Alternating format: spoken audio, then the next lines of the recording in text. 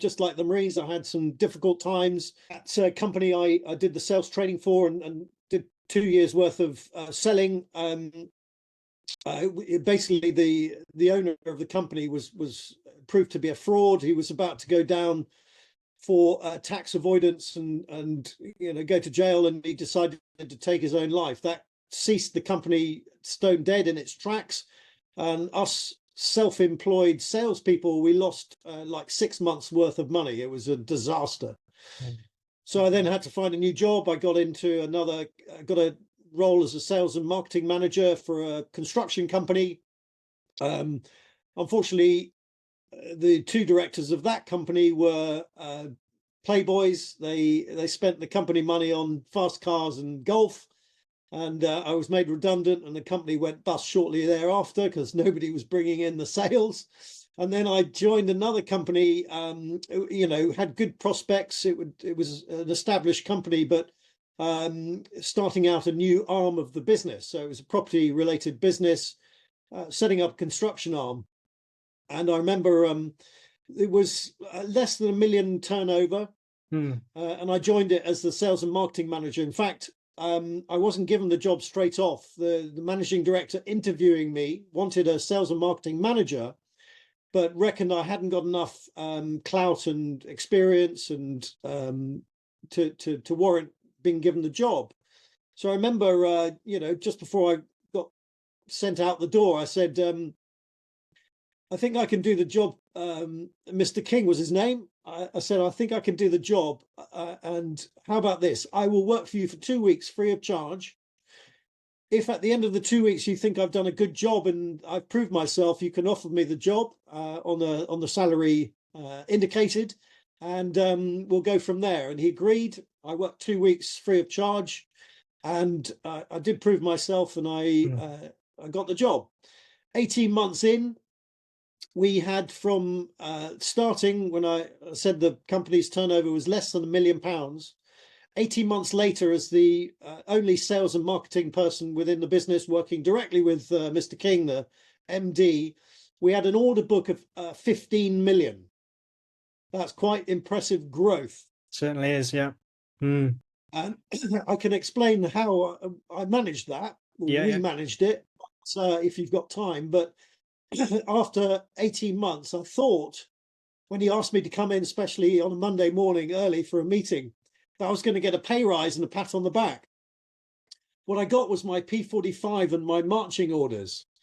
And I thought, I just didn't get it. I didn't understand. And so pretty down in the mouth, I decided then and there that I would never again rely on anybody else to, control my wage packet and my career prospects. So I started my own firm.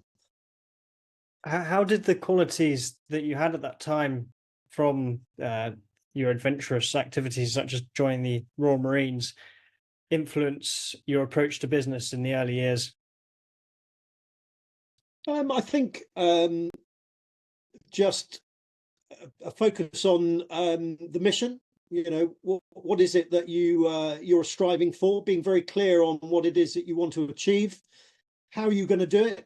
Coming up with cogent strategic plans, decision making, and being utterly determined to succeed and not not give up too easily to failure. And if there was failure, then go again. So after deciding that you would never work for someone ever again, you then proceeded to start up your own company, which was in direct competition with your previous employer. And you built this company to the point where eventually you sold it to a FTSE 100. Yeah, so it was a fairly long old journey, about 17 years. It was two fingers up to the former previous employer.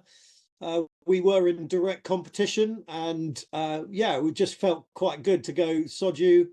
I don't need you for my salary. I'm gonna do it on my own with help from a business partner eventually, and then some great work colleagues, and we had a really exciting journey building a business from nothing to 40 million turnover, which in the commercial interiors business was quite substantial. Doing, some of the biggest commercial interiors, fitting out refurbishment deals in London at the time and elsewhere. And one day we won the £20 million project for BAA at Heathrow Airport, and it was the biggest single commercial interiors refurbishment contract in the year in the land, and came with a lot of introspection from other companies, other competitors.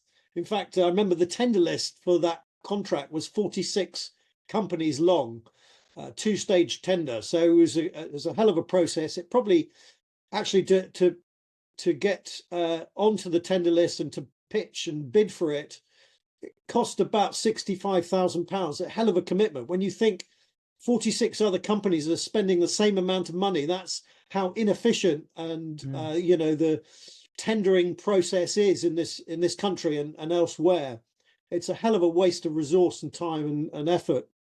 There's got to be a better way to do it. But that was the situation. 46 companies over a 1-year tender process to win a £20 million project. Luckily, my business won it, and we delivered it. And at that point, said FTSE 100, a company called Balfour Beatty, were pretty pissed off that we'd won it on their turf. And being a massive PLC, huge industry leading company in the sector, just said, right, let's go and buy this little miserable company that Laughton owns. And they came in and put a bid on the table. We did a bit of negotiation, 6 months due diligence. And next time I looked, I was out of a job, but in good circumstances with a healthy check in my bank account.